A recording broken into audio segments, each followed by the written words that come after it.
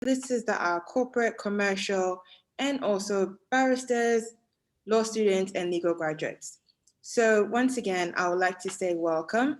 We're very, very happy to have you here. And I will give the floor to Gaby for our event today. Thank you.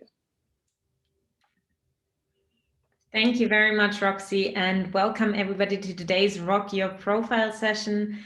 My name is Gaby. I've been with LinkedIn now for 2 years as a brand manager, and I'm based in Munich, actually. And I want to start right into the content. Just before we start, if you could all make sure that you are muted, and if you have any questions, you can pop them in the chat, and there will be a Q&A section at the end of this workshop where we can go through your questions then and answer all of them. All right, so the first question is, why LinkedIn? And you are all here for a reason. You are interested in how to personal brand yourself on LinkedIn. So the question I would actually give right back to you and ask you, please put your answer in the chat. What do you actually use LinkedIn for?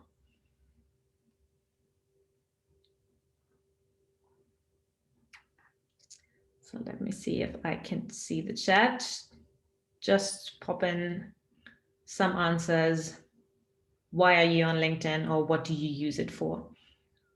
I can say one. I use LinkedIn to network with people, expand my network, and just to meet people on the same professional network as I am. People are saying as well, Augustina said, find like-minded people sharing things that I'm interested in.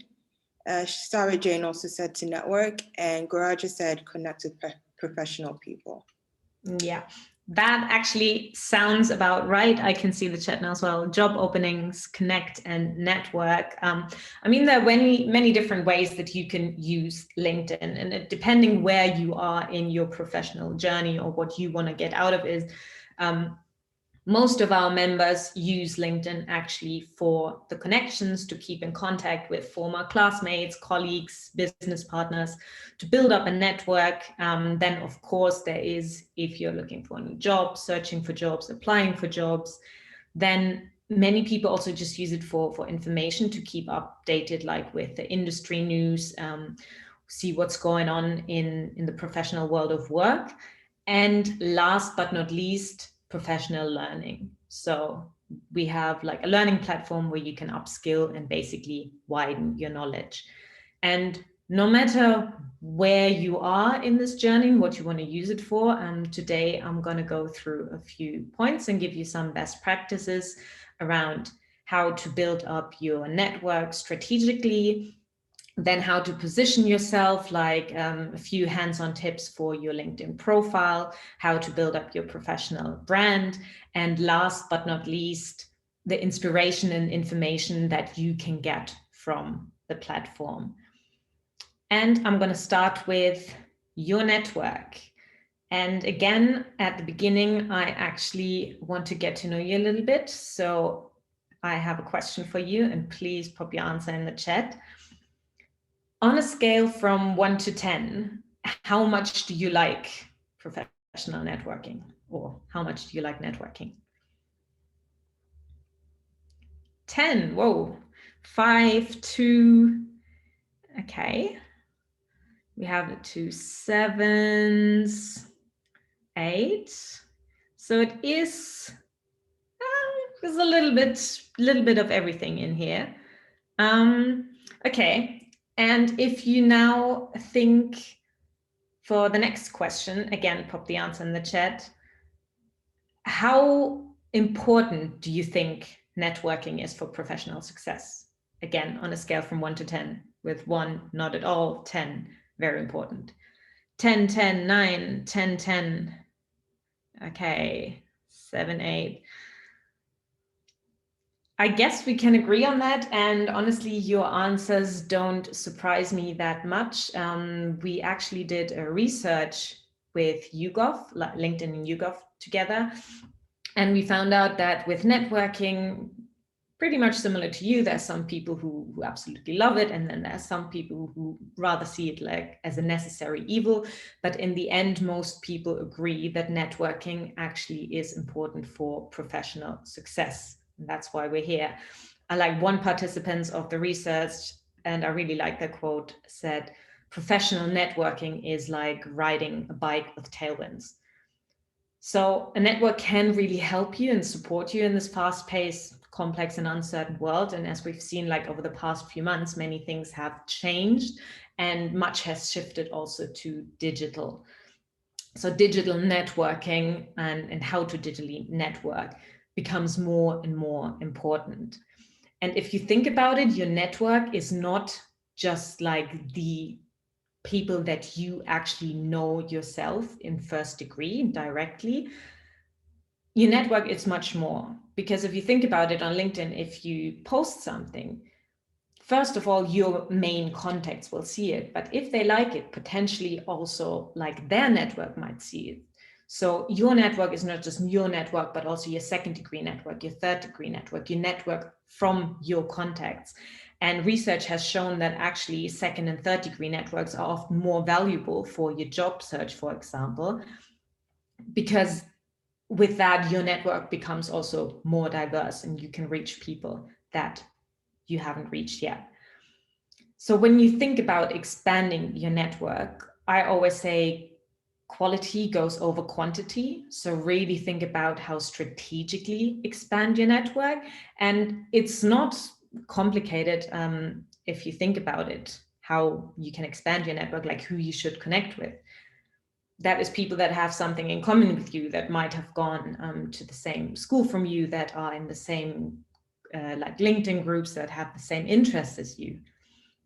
It can be people who work at a company or have a job that is interesting for you. Or also, because we've just learned, like the second degree network is also quite important, people who may be able to connect you with somebody who then can help you achieve your goals.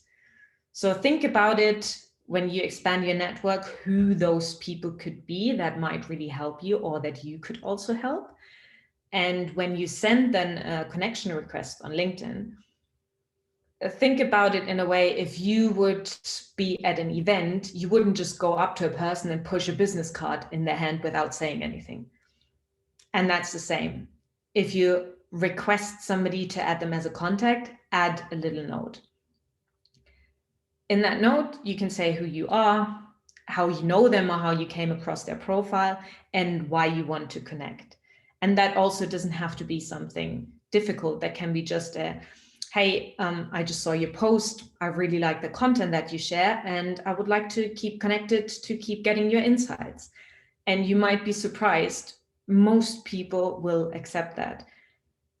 And honestly, even if they don't, you haven't lost anything. So if you send out a connection request and somebody doesn't accept it, yeah, you haven't lost anything. Just really try and think like every day how you can expand your network in that way. And for now, just as a little exercise, think of maybe one person that you would like to connect with after that session. Put it down on your phone, put it down somewhere on a piece of paper, and try it afterwards. But I also want to practice that with you right now. So I'm actually inviting you to all connect with me on LinkedIn right now. You can do that in two ways. You can whether just type in my name on your desktop in the search now or afterwards, or you can use a LinkedIn feature that we have, which is the QR code scanner. You just take out your phone, go on the LinkedIn app, and in the app on the home screen, you will see on top in the search bar, on the right, there's a little symbol for a QR code. If you click on that, you have two options. You can whether scan a QR code, which now you can try on the screen, scan my QR code, and it should send you right to my profile where you can request to connect with me. Or you can also create your own QR code. And I find that quite a nice thing. If you create your own QR code, you can then use it in presentations like I just did, in documents, Or if you meet somebody in real life, it's just a way to connect quickly and easy without having to ask, how do you spell your name again? Which of these person is really you? And you can actually show somebody a new feature, which is often quite a nice conversation starter. So yeah, I invite you to connect all with me. And if there are any questions you might have over the next few weeks from the content that we will be going through in this workshop, always feel free to reach out to me and I will be trying to help you. All right. So what do you do now after you connect with people? And I always like to say LinkedIn is a place for give and get, give and take. So try to really invest your time in your connections, that you add value and engage with your network instead of just once connecting with them. And that might be dropping them a message with relevant things they might be interested in, or even during this time, just checking in how somebody's doing, depending on well you know them. People really appreciate that. Post and share things that your connections will care about, and also like and engage with what they're sharing. Then you can join groups and exchange insights there to even further grow your network. And last but not least, and I come back to that later, giving endorsements and recommendations to others, because everybody loves that. And you will be surprised what will be coming back to you then as well. But what do you actually need as a base to build up that network? And at least for LinkedIn, that's your profile. So I'm gonna now be going through a few things that you can do with your profile, like really hands-on best practice tips. But keep in mind when I say that, your profile is your story. So whatever I say, it's not that is right or wrong. You can take it and you can actively implement it however you like and how you want to represent yourself, and with your profile build up your professional brand. So when people see you on LinkedIn, what they see is first your profile, and that is unique to you. The first impression also counts though. So even if that might be quite basic, what I always say in these sessions, make sure that you have a photo on your profile, because a photo shows you're a real person. It builds trust, it builds credibility. People want to know who they are connecting with, who they're getting in touch with. And it doesn't have to be perfect, but it should show you how you really are. Now, if you go on my profile earlier, you saw that up until a week ago, I had long blonde hair, and now my profile doesn't really show me how I am anymore. That is what lockdown did to me. I promise you I will update that soon. But yeah, with a profile picture, you get more connection requests, you get more profile views, more messages. And when you add a background picture, which is not necessary, but as you see here, it just adds a little bit of livelihood to your picture, to your profile, and you can actually show a little bit more of who you are and what you stand for. Now, with that being said, I come to like another little back practice, and at LinkedIn, you can actually create your own custom URL. So normally when you sign up for LinkedIn, you will get linkedin.com, then your name, and then a long string of numbers, and that will be your URL. But you can actually personalize that and make it however you want it to be. And that again is something that can look really professional if you add that URL then to your CV, for example, to presentations, to documents, or to your email signature, for example, as well. So that's just a tiny, tiny little tip that many people don't know, but that I wanted to share with you. And as a next, again, we launched a new feature on LinkedIn, which is you can now record your name. So if you look here at my colleague's profile next to the first, because he's my first degree connection, you can see this little speaker. And when you click on that, you can actually listen to how he pronounces his name. You can listen to it on mobile and on desktop. If you want to record your name, that is only possible through the app at the moment. And you basically have 10 seconds where you can record your name.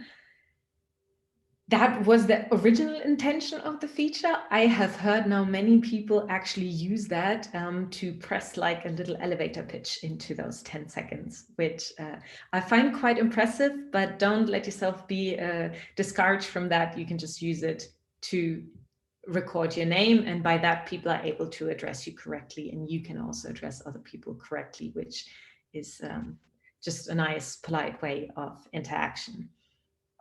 And now that I mentioned elevator pitch, we will come to a section of the profile that most people don't know what to do with or are a little bit scared of, but if you're not, you don't need to be. That is basically the summary section of your profile. So when you look at it, the first thing that people see on your profile is your name, photo, background, your title, and then underneath instantly comes the summary, which you can see as your elevator pitch. And with that, that is very unique to you. That is what you want people to first know about you and take away from you. So my advice is to put it into 3 sections, like 3 little paragraphs. The first one answering the questions, who are you? The second, what experience do you have? And the third one, what do you want to achieve? And who are you can be something like, I'm a lawyer with 3 years experience in corporate law, for example. It can be, I'm a coffee lover, I'm a hobby photographer. You can add a little bit of personality there. Like, it doesn't have to be just 100% professional facts. So just show off who you are. Then with the experience, I wouldn't go too much into detail, because afterwards you have the section where you list your work experience, so that you can really summarize. I have this and that many years of experience in different industry, different countries maybe, and my speciality or my focus is on XYZ. And then as a last piece of the summary, I would advise you to go into the direction, what do I want to achieve? Like, what is my goal, whether in my job or in the world? Or also, what can I do for you as a potential customer, for example? And with that, you need, take some time to sit down, maybe 20 minutes to really think about that. It's also worth it for yourself to figure out those things. So it does need a little bit of time, but it does pay off. And in the end, you can also just look at other profiles for inspiration. What do you really like on other profiles, how they introduce themselves, and then take bits and pieces, not copy paste, but bits and pieces what you like, and then draft your own compelling summary, basically. And authenticity is key, because that is also what differentiates you.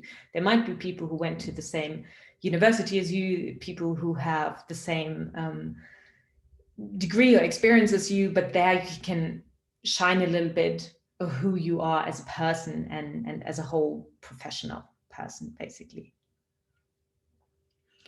And so normally the next section that would come now on your profile is the work experience. I'm not really going into that. It is quite self-explanatory, but if you have any questions, as I said, feel always free to contact me afterwards.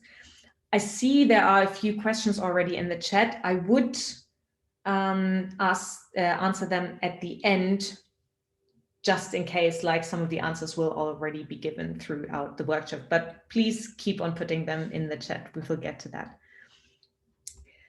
So what do you do now? What do you do that for when you have a profile? On one hand, it can be to network, to like grow professionally. Many people obviously use LinkedIn to search for job, and you can actually show that you're open to work in 2 ways. When you edit your job preferences, you can let recruiters know that you're open. And as you see here, it says share with recruiters only. So you can really share that only with recruiters.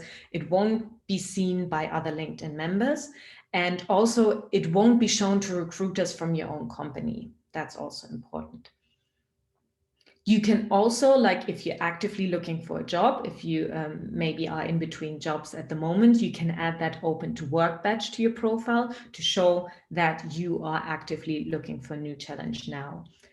And I, for example, I always have this feature active, at least the one that is shown to recruiters, even though I'm totally happy in my job, I'm not looking for a new one, but just to see what is out there, like what recruiters might contact me with, what opportunities, gives me a good indication of what I could do maybe in a few years, and just think a little bit broader what opportunities are out there. So it doesn't mean that you're not happy in your job. It can just mean that you want to see where potentially things could go. So I would encourage everyone to keep that open, basically.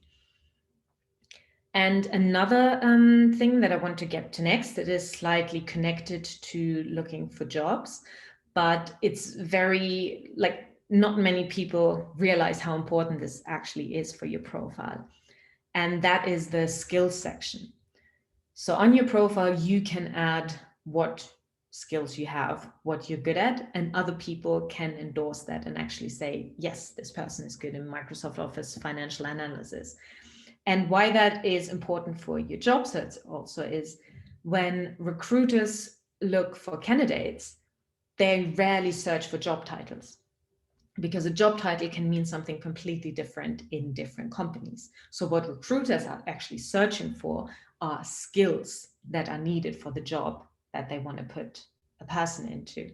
So having that skill, having the skills that match, will put you basically higher on the list of the search for recruiters. And if then other people have endorsed you for that skills, that is just credibility, basically.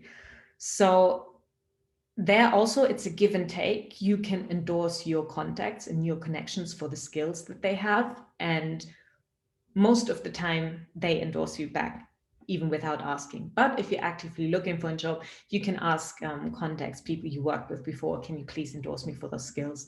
I'm actually looking for a new position.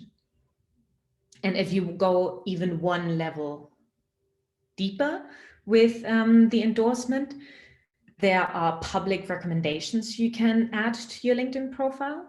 So you can request from your contacts a recommendation. You see here the little thing saying ask for a recommendation. And there you can ask a specific person to write your recommendation. If you do that, I would advise whether already put like a draft recommendation with it, because most people are busy and they don't really know what to write, or they don't have the time to. Or at least tell your contacts what you're expecting from it. You can say, we worked together on project XYZ 2 years ago. Can you please endorse me for my event management skills? Because I'm looking to progress professionally into that direction.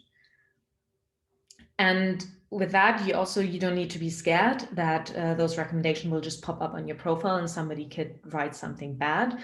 You actually have full control over that. So they don't get published automatically, but if somebody writes your recommendation, you get it first, you can read it, you can even ask them for changes, and only if you push the button, it then will get published onto your profile.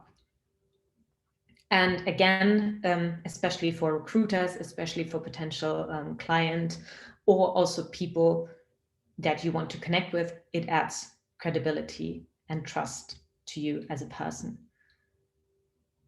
Give and take, maybe also give a recommendation to somebody that you've worked with in the past really well. People will be really happy about it. So now those are like my main little tips and tricks for a profile. But how do you then use that profile to put out your professional brand, or to get noticed on LinkedIn? And there the question goes again back to you. What ways do you know how you can publish content on LinkedIn or how you can make yourself known, if you want to write that in the chat.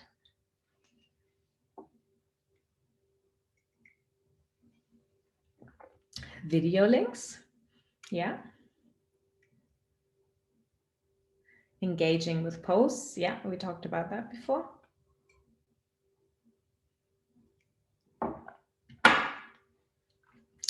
Articles posting, yeah, that's all correct. So there are basically three main ways of how you can share content on LinkedIn. The first one and the most known one is through posts, where you share links or articles, images, quotes, or anything else that you are interested in and that your followers and your contacts might be interested in. Then we recently launched stories as well. You can now publish LinkedIn stories. Currently, many people are trying a little bit with that. Mostly it's like giving somebody an insight of what their day-to-day work life looks like at the moment, or they're pointing out interesting content and interesting events. And then there are also articles, which are more deeply in-depth sharing of expertise, where you explore topics that matter to you, and people can interact with it. And with articles, you don't need to publish articles, you don't need to publish stories. I would at least encourage you to post and to interact with other people's posts, but also don't be scared of trying any of the others. So for example, with articles, you don't need to win a Pulitzer Prize. It doesn't need to be the perfect, in-depth, really high scientific research that you've done. You will be surprised, like each of us has some expertise. Each of us has an experience that another person could learn from. I once published an article just about how many applications I sent out and how many interviews I went to and what my experience and what my best practice are around that when you're looking for a new job. Even little things like this could help somebody out there. So with that, try a little bit, test a little bit, and you might get interested. But if not, also there is no push or need to actually do that. So in the next bit, I will give you some best practices around how to share content, which mainly will be around posts. Again, if you have questions in the other direction, please feel free to ask me afterwards. So what are the best practices for sharing content? First and foremost, for me, is be authentic. Post things that you would also want to see and read. Things that are of interest to you and that could be of interest to your contacts. Then share relevant content that adds value. And while I say that, in the past, I've seen many things, especially when people back in the day still went to events. I've seen many posts, which was basically a selfie and somebody saying like, hey, I'm at this event, which, yeah, that's nice for you, but what's in it for me? Like, why should I care? So maybe add something to it. Why are you there? What talks did you listen to? What did you take away? What questions maybe came up for you in that you can also ask your audience? So really think about, if you share something, how does that add value to a potential contact who's reading that? And that goes hand in hand with the next point, starting a conversation or sharing your point of view. So we really encourage our members at LinkedIn to go into discussion, which is really important. And it also, when people ask like, how do I get more reach? It's actually favored by the algorithm. So if the algorithm sees that there is a post that has interaction, like that has discussion below it, a comment, another comment on that, it actually gets like noted as valuable and it gets pushed higher in the feed of your contacts, for example. So it's easier for them to see. And then always keep your audience in mind, who you're posting it for, who might be interested in it. And the actually best practices for higher reach, like really hands-on, pretty self-explanatory: add rich media, add pictures, videos, links, articles, anything that is interesting to people. And people are visual. I'm drawn to a picture, I'm drawn to a video more than I'm drawn to text. Then you can tag relevant people or companies. And the main thing here is relevant. So don't just tag everybody you know, but the people who actually have something to do with that post. And include 2 to 3 hashtags. Now, this is quite an important point. Actually, like I think on Instagram is as many hashtags as possible, and on LinkedIn, 2 to 3 or maximum 5 is the optimal. Otherwise, it just seems spammy if somebody uses too many hashtags. But hashtags are an amazing way in how to get a higher reach. Because if you think of it, normally your post can be seen by your contacts, and maybe if they interact with it, it can also be seen by their contacts. So organically, your reach can be quite high, but with hashtags, you potentially reach all the people that follow those hashtags. So if you use the hashtag marketing, there are 20 million people following that hashtag that you could potentially reach. Now, it is advisable to use more niche hashtags, not too broad, because again, if you think about it, if you use the hashtag marketing, 20 million people following it, other people using that hashtag quite often as well, that exactly your post will get shown to those people is not that likely. But if you use something like hashtag brand marketing, not that many people using that hashtag, so it's more likely that your post will also be seen as valuable and pushed to those people who are following those hashtags. So try a little bit with that. Adding hashtags is like a great way of getting higher reach for your posts. Then when we talk about article again, think about what you as well would want to read. Like, do you have time to read like something really, really long? Many of us don't. You have to be really interested in the topic. So keep your article between 600 and 1,000 words. That's what we saw as like the best practices basically for article length. And with that, I'm going on to the next, last but not least, section of this workshop. So how can you actually get inspiration and information from LinkedIn as well? And does any of you know Satya Nadella personally? I always ask this question, and I think another person also said they've been in the Rock Your Profile for the Indian School of Business. There was somebody there who actually knew Satya Nadella personally, so it didn't really work.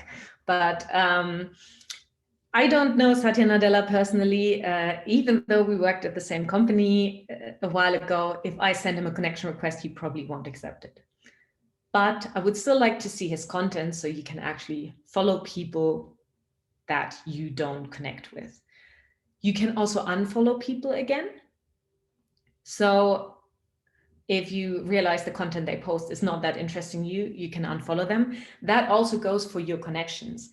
When you connect, let's say, with your cousin, but your cousin posts stuff that are really not interesting to you, but like their family, you don't want to disconnect them, you don't want to remove them as a contact, you can just unfollow them. And then their content won't be shown on your feed. They won't get notified of that. They won't see that you unfollow them, but by then you can bit by bit also like customize your feed that you really see the content that is interesting to you. And the algorithm will also learn what content you're interested in. You can not only follow members, but you can also follow companies.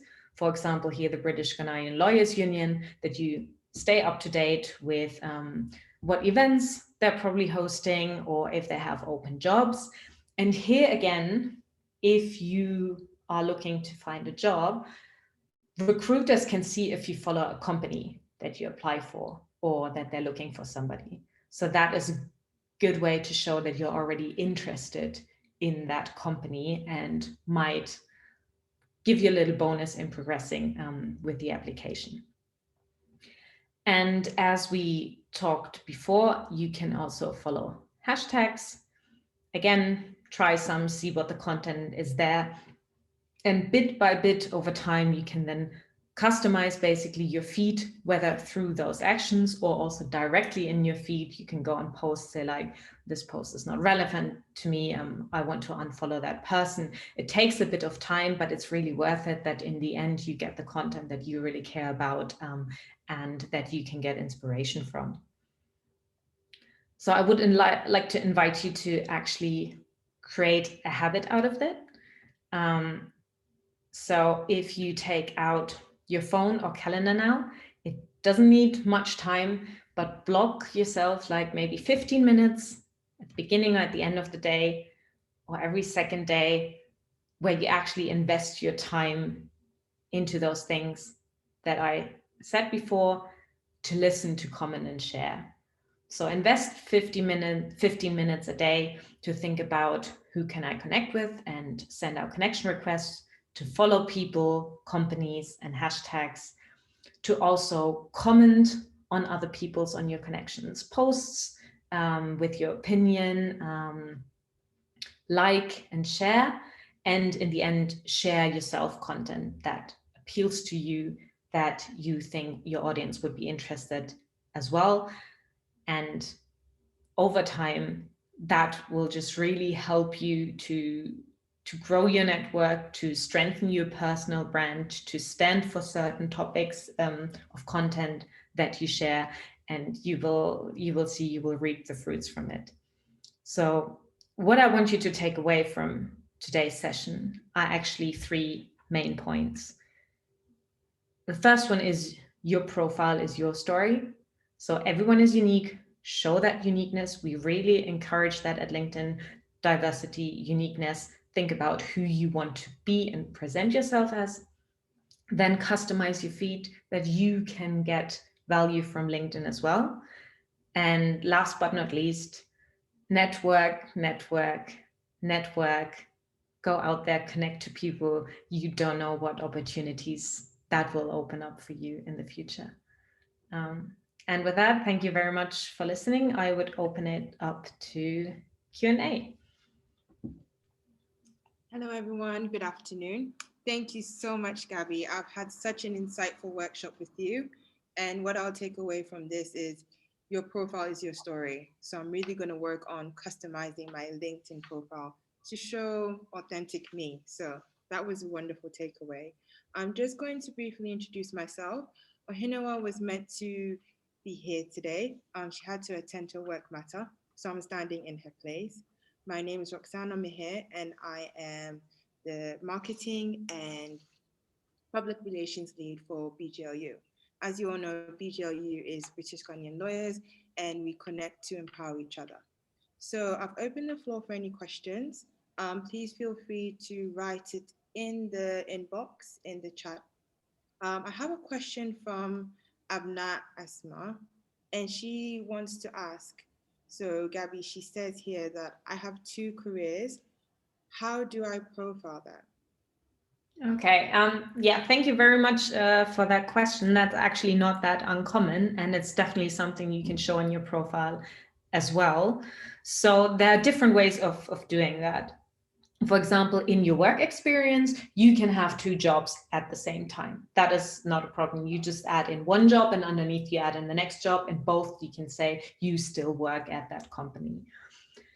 Now, how you show that, for example, in your title or summary, you can also do that in different ways. Your title, you can basically write whatever you want. It doesn't just have to be that one title at that one company. You can always write your one title at LinkedIn, that's where I work, and then do a slash, and then also say photographer at somebody somewhere else, for example. So you can show that both in your title. Talking about titles, some people ask me, like, should I maybe just have a slogan in the title, or should I put my actually job title? You can do that however you want. I personally prefer the actual job title in the company, just for the reason, when somebody sends me a connection request, that is like the first thing I see. I see their picture, and underneath I see their name and their title. And if the title just says helping professionals something, I go like, so what does that person do? And I actually have to go on their profile to look, which can be a good way to get people to your profile, but it can also discourage people to instantly click on connect. So I prefer to instantly see where somebody works, but yeah, that's different for some people. But yeah, Abena, you can use it in different ways. In your title, you can also in your summary then do 2 sections about the 2 different jobs you're doing. I would say definitely show that off, because it's both you, it's both the whole of your professional you. And yeah, just try it different ways. I hope that helped. Gaby, so I have a question from Ajua. It's really interesting actually, because you mentioned in your workshop that your profile picture brings more reach and instantly it gets people to connect with you. So her question is, how do you choose a good background photo? So a good background photo, like there are 2. There's the profile picture and background photo. With the profile picture, as I said, it doesn't need to be professional, but it shows you how you are. If you're a smiley, happy, open person, show that. If you like to be seen really as professional, I know lawyers often work in an environment where it's better to be seen in a suit, etc., then show that. With your background photo, you can choose, for example, a background photo of your company to instantly also show where you work. You can choose a background photo of something that you're interested in. Might it be photography or books, to show a little bit of your personality. You can also show a background photo that you've taken yourself of like a landscape, like where your home is, where you like to be. And there are multiple templates also online, like free templates. If you just Google free LinkedIn backgrounds, there will be some suggestions. And again, look at other profiles and take inspiration, like what you really like to see with other people, and that connects with you and that shows a little bit more of your personality than just your profile picture. Cool. We have another question from Augustina. She has 2 questions, but I'm just going to break it down. So she asks, what is your view on what to insert under the experience section? So she wants to ask in terms of, should we list the duties? Should we put the impact, or both? So the experience section is basically your work experience. You would say like, I work in this company in this role, and then you can add like a little bit of extra. The first thing I would add is what the company actually does, because many people work for a company that other people don't know instantly by name. So if as the first little paragraph you have, company where I work, blah, blah, blah, stands for this and this, provides customers with this and this. At the next, I would say what I actually, or what you actually do at that company, what your role is that is relevant to the person who views your profile. And sure, if you have impact to show off, that's great, put it in there as well. But you don't have to, it's like, especially at the beginning also of your career, when you don't have much experience yet, or maybe you haven't had yourself impact, you don't need to put it in, but you can put in projects that you worked on that you're proud of. You can also add links to it, or just, you can even add a link to your company's website or to a brand video of your company, even though you didn't specifically work on that, just anything to make it more alive and put some flesh behind it. Thank you so much, Gaby. I really, really understood what you were saying, and I think I need to work on that myself. So the second question she asked is, how do you choose your brand when you have different interests? Very good questions.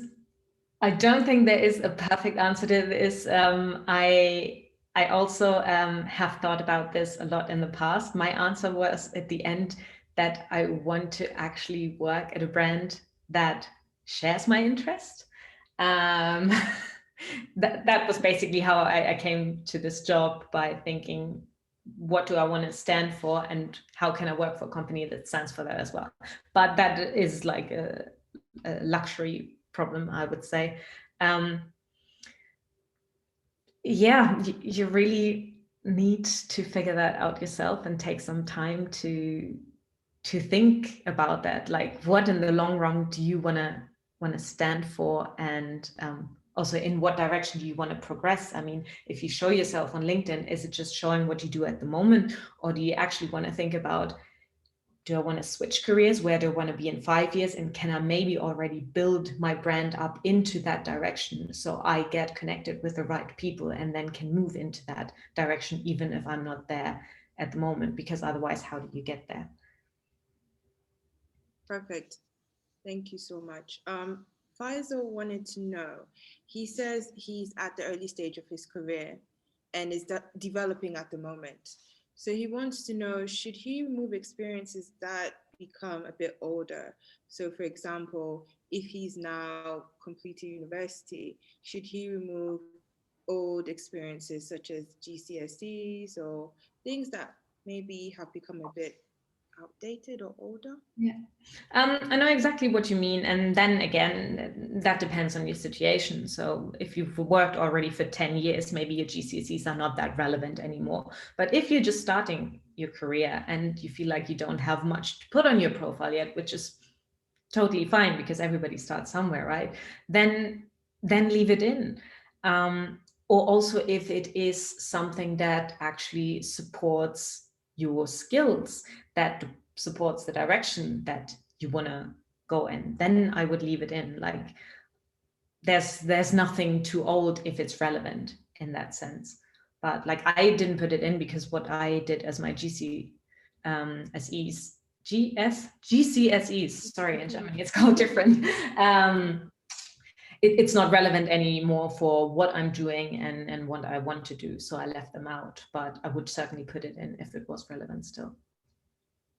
I think we have one more question. Okay, so I'll kind of make it into two tiers. So Jasper wanted to know, like, let's say, for example, I want to develop myself in public speaking. How would you then access training facilities or courses on LinkedIn that offer that to develop myself? And also, sorry, yeah. No, go. If the second question is related, I do both. And then someone says, what is your favorite networking question when you connect with people in person? Do you have any pointers to build a connection online? It's not too related, but I just wanted to fill it in. Then I go with the first one. You might have to repeat the other one again. So how do you access those courses? We have a lot of LinkedIn learning courses that are for free and that also like show you how to become a better speaker.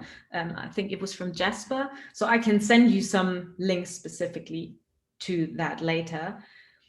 Also in that, like if you're interested in that, I would also think, look for people on LinkedIn who maybe are public speakers and follow them or connect with them, because they might post content that is then relevant to you. They might put a friend of mine, for example, he's a public speaker in Dubai, and he always posts like little advices and snippets. So you can whether do like a complete learning course which I can send to you, or you can also start following those people and reading those articles that you don't do it all in one, but every day you get like some little bits and pieces from that. Okay, I'll repeat the second question. It's from Augustina. So I think she means when you connect with someone, and for example, I've met you for the first time and I want to reach out to you. Yeah. So what networking question do you use, and do you have any pointers as to how to build that connection online? Yeah, very, very good question. Also very important, because that can be the reason why somebody connects with you or not.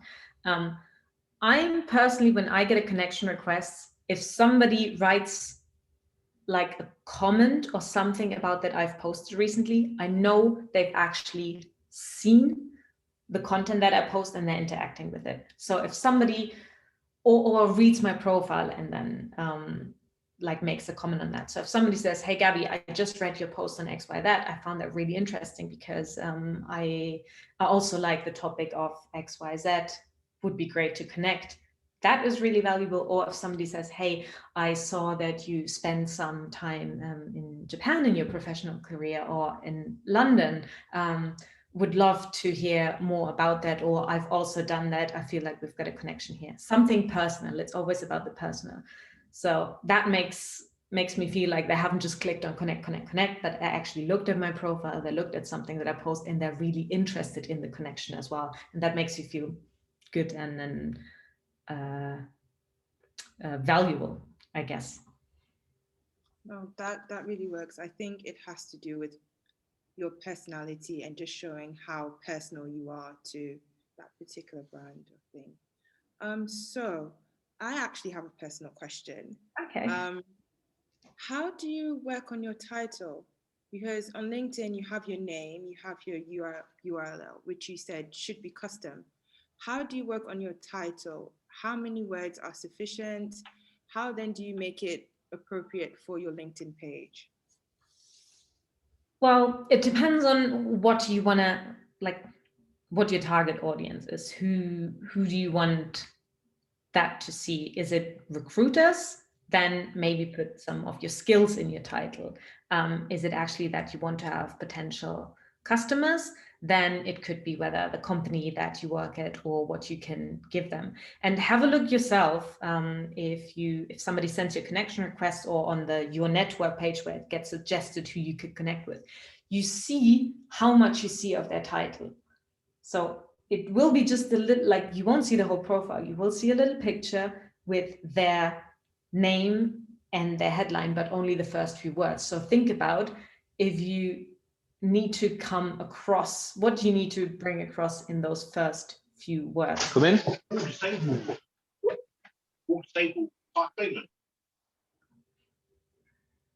I think he's muted. Sorry about that. No worries.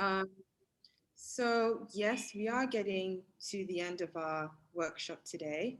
I wanted to say thank you so much, Gaby. You've been so insightful. There's so many things I've actually learned about building my LinkedIn profile, and I'm going to try and find ways to follow more companies, follow more hashtags that are tailored to me.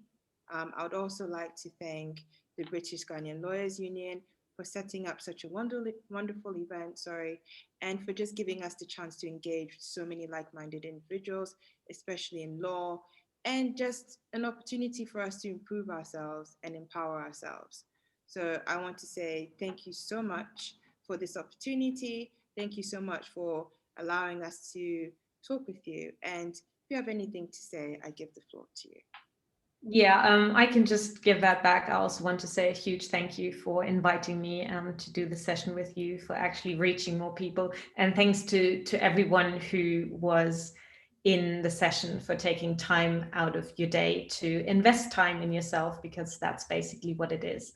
And my offer stands. If you have any other question, if there's anything I can help you with, or anybody I can connect you with, please feel free to reach out to me.